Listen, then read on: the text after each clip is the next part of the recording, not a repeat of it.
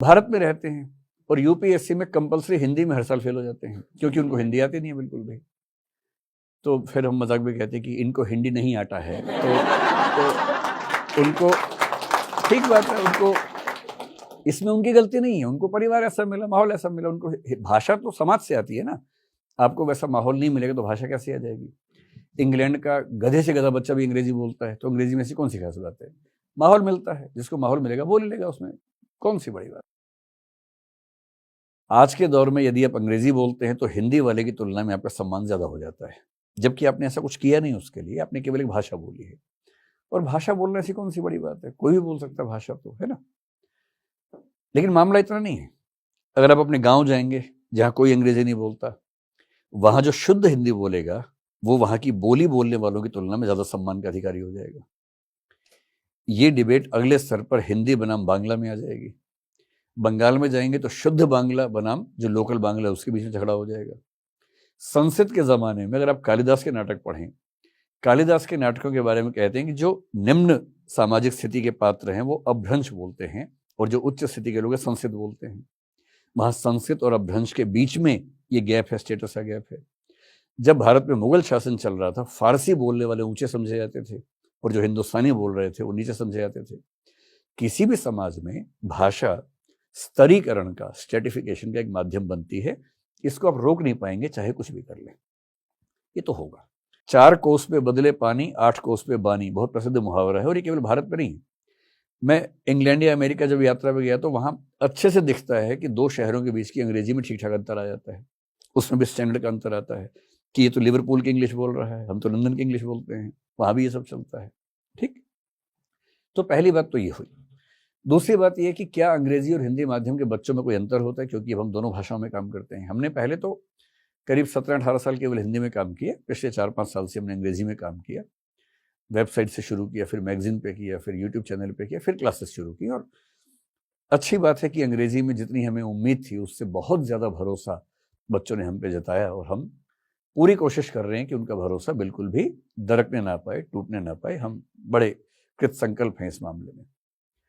हमारे पास जो बच्चे अंग्रेजी माध्यम में हैं उनकी संख्या काफ़ी ज़्यादा है उन बच्चों की, मैं उनसे कई बार मिलना होता है।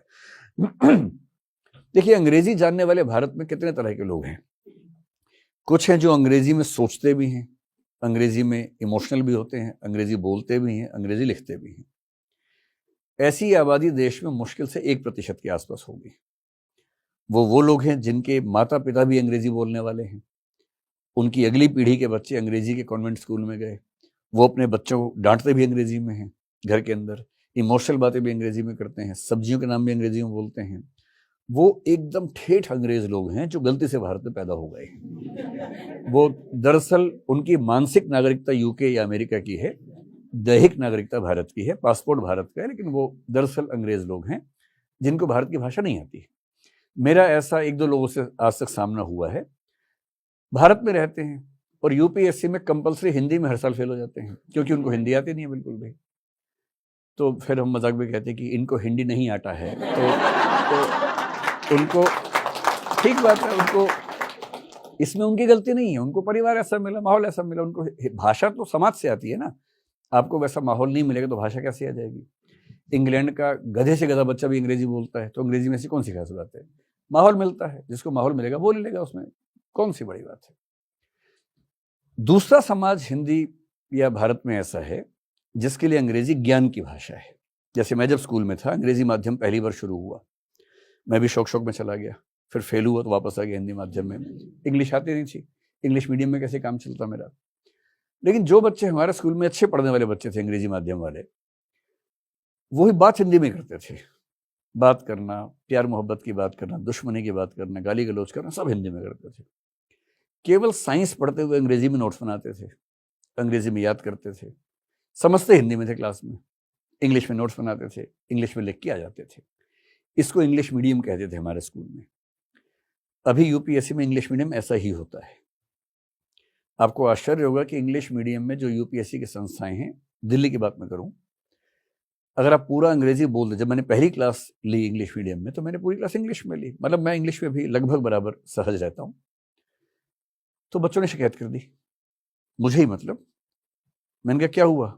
बोले सर आप तो इंग्लिश बोल रहे हैं। तो मैंने कहा इंग्लिश मीडियम का बैच है ना। बोले सर वो तो है, लेकिन आप इंग्लिश क्यों बोल रहे हैं?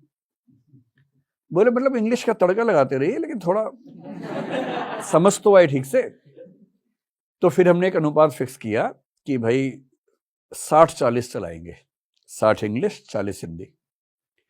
5-7 दिन लगते हैं हमें ट्यूनिंग करने में, फिर टीचर की ट्यूनिंग हो जाती है। वो 2 सेंटेंस इंग्लिश बोलता है, फिर एक खटाक से हिंदी में ले आता है। बेशक उसी बात को एक्सप्लेन कर दे, एग्जाम्पल दे दे हिंदी में, एक जोक हिंदी में क्रैक कर दे, तो बच्चे ठीक से समझते हैं, वरना नाराज हो जाते हैं। तो जो बच्चे हमारे सामने हैं उनकी कॉग्निटिव लैंग्वेज इंग्लिश है, ज्ञान की भाषा अंग्रेजी है, उनकी बातचीत की भाषा, जीने की भाषा, संस्कृति की भाषा, आनंद की, मनोरंजन की, इमोशंस की भाषा हिंदी है।